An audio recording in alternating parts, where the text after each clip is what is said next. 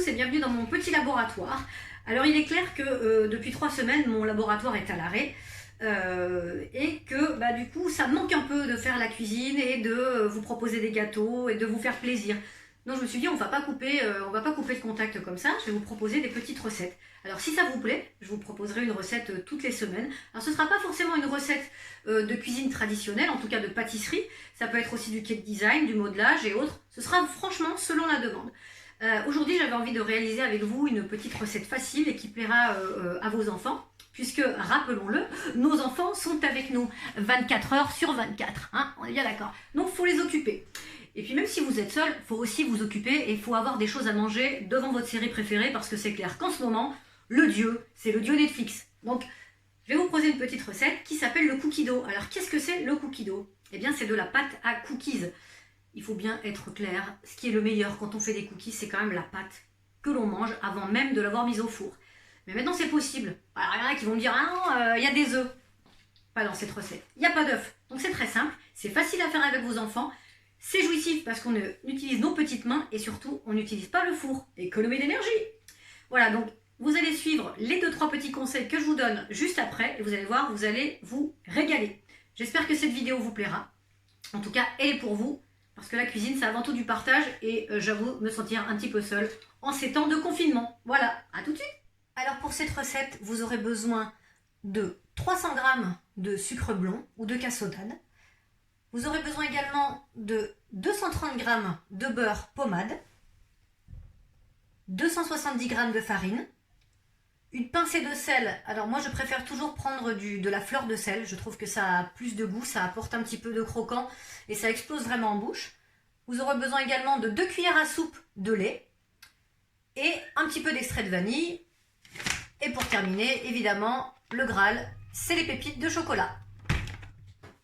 Alors, pour commencer la recette, on va bien sûr ajouter notre beurre qui est même un petit peu plus fondu que du beurre pommade. Hein, il commence à être un petit peu, pas liquide, mais très pommade. Voilà, donc on l'ajoute dans le bol du robot. Alors évidemment, le top, c'est quand même d'avoir un robot pâtissier.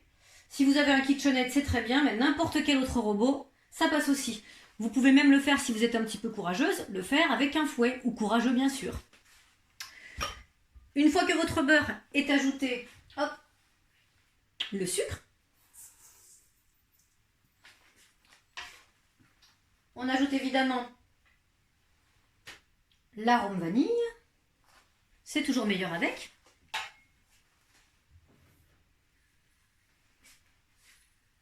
Le sel, qui donnera un petit peu, qui va venir relever un petit peu le goût et de la vanille et du chocolat. À ceci, on ajoute les 2 cuillères à soupe de lait. Et on passe tout ça au robot. C'est parti. Hop. À puissance moyenne.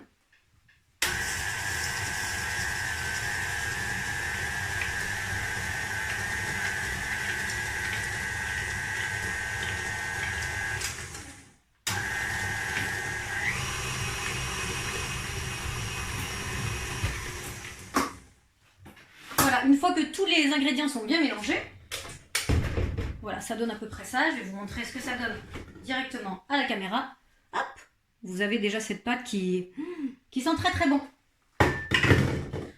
Donc évidemment, ça ne fait pas vraiment une pâte. Pour l'instant, c'est un petit peu trop liquide. Donc on va devoir ajouter bien sûr la farine progressivement. Hop. Et on continue de mélanger.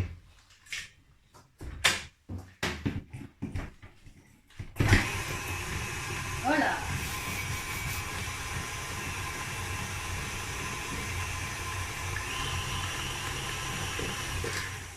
Voilà, donc là la pâte s'homogénéise un petit peu plus. On continue.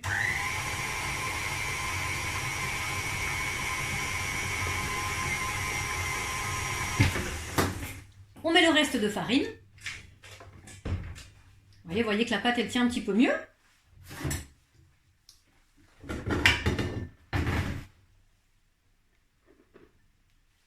Hop. Et on mélange le tout. doucement pour éviter que la farine s'envole comme je viens de le faire.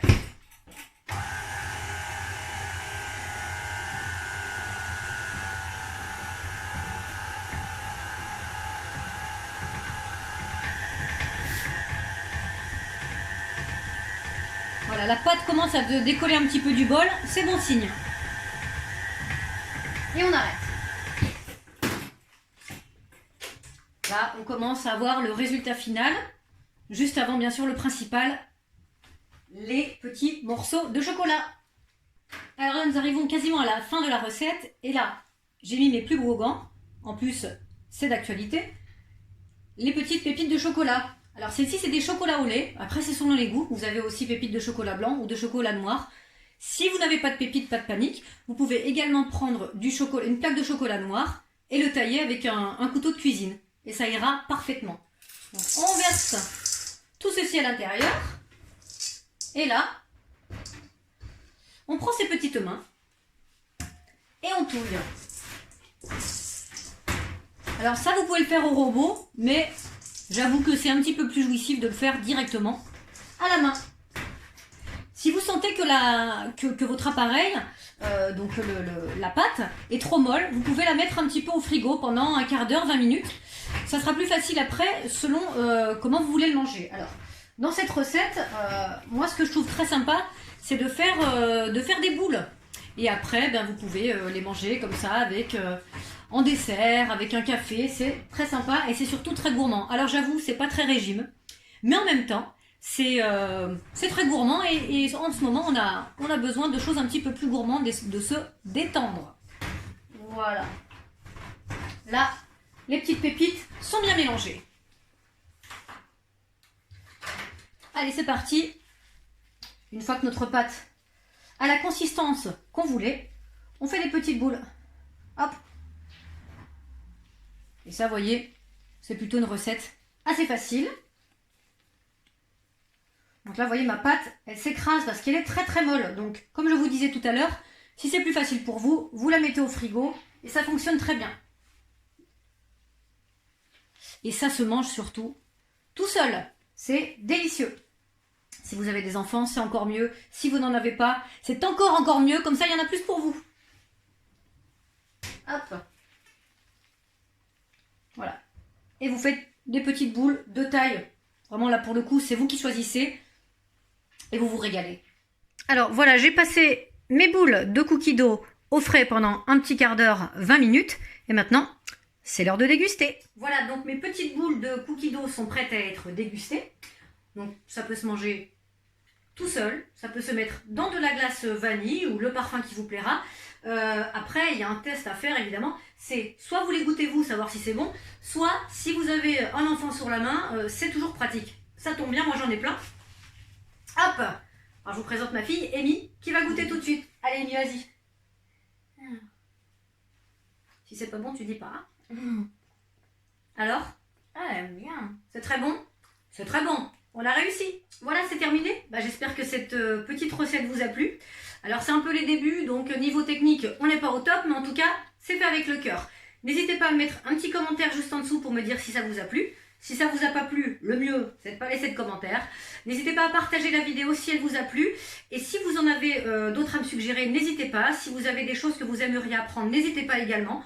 Je pense aussi à faire des tutos de modelage avec de la pâte à sucre. Donc n'hésitez pas à me le proposer. En tout cas, moi je vous le proposerai. Je vais essayer de vous proposer une recette par semaine si ça vous a plu. Et puis on se revoit après le confinement. À très bientôt!